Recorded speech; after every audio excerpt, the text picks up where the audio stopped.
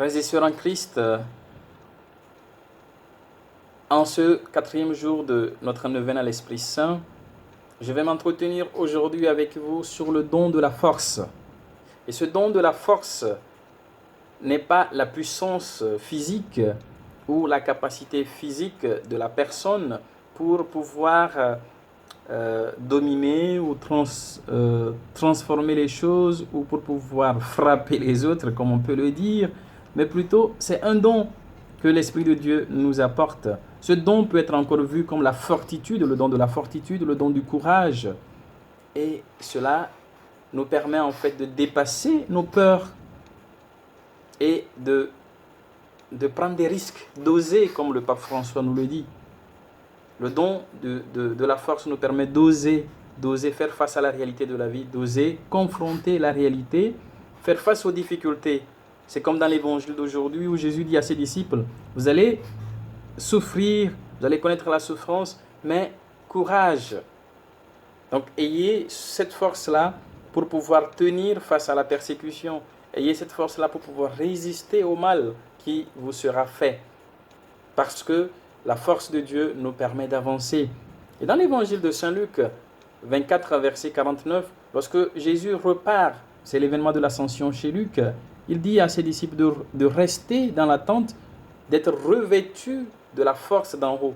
Et cette force d'en haut, c'est la force de l'Esprit Saint. C'est ce courage pour sortir de leur peur, puisque les apôtres repartent pour se confiner, je le dis encore, pour se confiner dans la chambre haute ou dans le cénacle en attendant l'événement de la Pentecôte. Donc, le don de la force, qui est aussi l'une des vertus cardinales, nous permet en fait d'avoir ce courage de rester ferme dans notre foi et dans notre volonté et dans notre intelligence pour pouvoir endurer et faire face à la réalité du mal.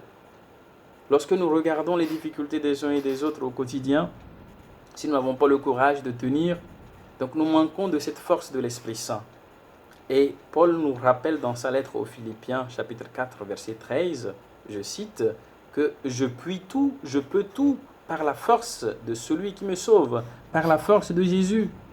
Et ce don de l'Esprit Saint que nous recevons, c'est vraiment le cadeau de Jésus pour chacun de nous, pour que nous puissions être en mesure de faire face à la réalité de la vie chrétienne et de la vie du quotidien.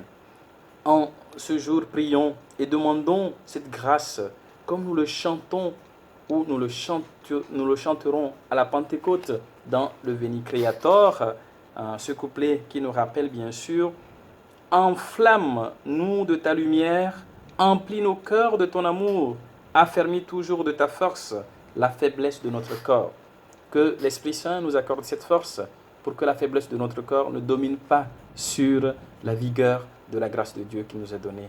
Amen.